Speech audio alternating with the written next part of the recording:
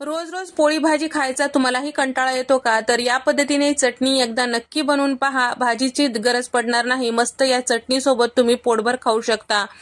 Role करून जर चपाती खाताल तर 2 चपात्याऐवजी 4 चपात्या नक्कीच खाताल. सोबतच या चटणीचा वापर करून मॅगी आणि त्याचबरोबर पास्ता सुद्धा तुम्ही करू शकता. चला तर मग टोमॅटोची साधी सोपी चटणी कशी करायची ते पाहूया. 1 किलो इथे मी टोमॅटो घेतलेले आहे. छान पिकलेले घ्यायचे आणि त्याला याप्रमाणे भरल्या वांग्याप्रमाणे मध्ये कट देऊन घ्यायचा आणि 3 ते 4 बेडगे मिरची किंवा काश्मीरी लाल मिरची घ्यायचं, म्हणजे या चटणीला रंग छान येतो. 4 मध्यम आकाराचे टोमॅटो ते सुद्धा छान असं मधोमध कट करून घेतलेले ते यामध्ये टाकून घेतलेलं आहे. साल साईडला होईपर्यंत, साल तडकेपर्यंत आपल्याला हे शिजून घ्यायचं आहे. पहा अशा पद्धतीने. त्यानंतर याला आपल्याला ताटामध्ये काढून घ्यायचं आहे. बाकी याला दुसरं काही करायचं नाही, फक्त शिजून घ्यायचं या पद्धतीने. त्यानंतर टोमॅटोवरची जे साल आहे ते आपल्याला बाजूला काढून घ्यायचे आहे, जेणेकरून आपले जे चटणी आहे छान स्मूथ अशी तयार होते.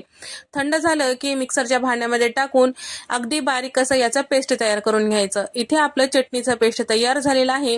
आता हे चटणी जास्त दिवस टिकून राहण्यासाठी तेलामध्ये थोडा वेळ परतून घेणं गरजेचं आहे. साधारण 5 चमचे तेल टाकून घेतलेले, तयार करून घेतलेली चटणी यामध्ये टाकून घेतलेली आहे. 2 चमचे आलं लसणाची पेस्ट यामध्ये टाकून घेतलेली आहे. 1 चमचा धने पावडर, 1 चमचा काळा मसाला किंवा गरम मसाला आणि 1 चमचा भाजलेली जिऱ्याची पूड आणि त्याचबरोबर 1.5 चमचा लाल मिरची पावडर, 2 चमचे साखर यामध्ये टाकून घेतलेला आहे. अर्धा चमचा काळे मिरे पूड, 1 चमचा ऑरिगॅनो आणि 1 चमचा पिझ्झा मिक्स यामध्ये टाकून घेतलेला आहे. चवीपुरतं मीठ टाकून घेतलेलं आहे. हे सगळं छान व्यवस्थित मिक्स करायचं. मिरची पावडर तुम्हाला जर कमी टाकायचं तर कमी ही टाकू शकता, कारण मुलांसाठी करत असाल तर थोडं कमी टाकलं तरी काही हरकत नाही. साखर मात्र अवश्य टाका, म्हणजे टोमॅटोच्या आंबटपणाला बॅलन्स होतो. 2 चमचे टोमॅटो केचप यामध्ये टाकून घेतलेलं आहे. ते सुद्धा सगळं व्यवस्थित मिक्स करायचं. सगळं छान व्यवस्थित मिक्स करायचं. 1 मिनिट अशाच पद्धतीने शिजवून घेतल्यानंतर आपल्याला झाकण लावून साईडला तेल सुटेपर्यंत, याला छान दाटसरपणा येईपर्यंत साधारण 5 मिनिटं शिजवून घ्यायचं आहे. 5 मिनिटांनंतर तुम्ही बघू शकता तेल साईडला सुटलेलं आहे. तर मधात 1 ते 2 वेळेस चेक करत राहायचं, जेणेकरून करपणार नाही. तर या ठिकाणी आता ह्या चटणीला छान दाटसरपणा आलेला आहे. तेल सुद्धा साईडला सुटलेलं आहे. तर इथे आपली ही चटणी तयार झालेली आहे. तर चटणी जेव्हा प्लेटवर घेताल तर त्यावेळेस इकडं तिकडं नाही गेलं पाहिजे, म्हणजेच एका ठिकाणी असलं की दाटसरपणा आलं असं समजायचं.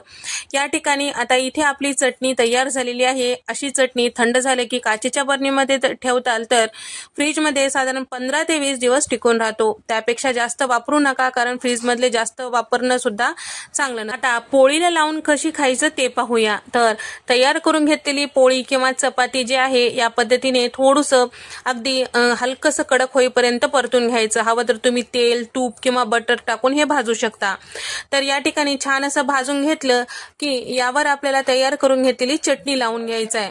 चटणी तुम्हाला कितपत आवडते त्यानुसार तुम्ही पोळीला लावून घेऊ शकता. तर इथे मी 2 चमचे इतकं चपाती किंवा पोळीला लावून घेतलेलं आहे. वरतून थोडंसं बारीक चिरून घेतलेला कांदा टाकलेला आहे आणि त्याचबरोबर बारीक शेव टाकून घेतलेला आहे. तर इथे कुठलाही शेव वापरू शकता, फक्त खायला खमंग लागण्यासाठी. त्यानंतर आता थोडा वेळ आपल्याला असंच याला छान भाजून घ्यायचं. त्यानंतर कमी गॅसवर भाजायचं, म्हणजे छान कुरकुरीत ही चपाती तयार होते. या ठिकाणी छान असं रोल करायचं. इथे आपला मस्त हे खमंग असा रोल तयार झालेला आहे. याच पद्धतीने दुसरी पोळी सुद्धा भाजून घेऊ शकता. तर या ठिकाणी या पद्धतीने जर तुम्ही चटणी पोळीला लावून देताल तर 1 चपाती 2 चपाती न म्हणता 4 चपात्या नक्कीच खातील. साधी सोपी रेसिपी आहे. शिवाय बाहेरच्या आगळ्या वेगळ्या कुठल्याही चटण्या वापरण्यापेक्षा या पद्धतीने घरी फ्रेश केलेली चटणी एकदा नक्की ट्राय करून पहा. मुलेही आवडीने खातील आणि मोठ्यांनाही आवडतील.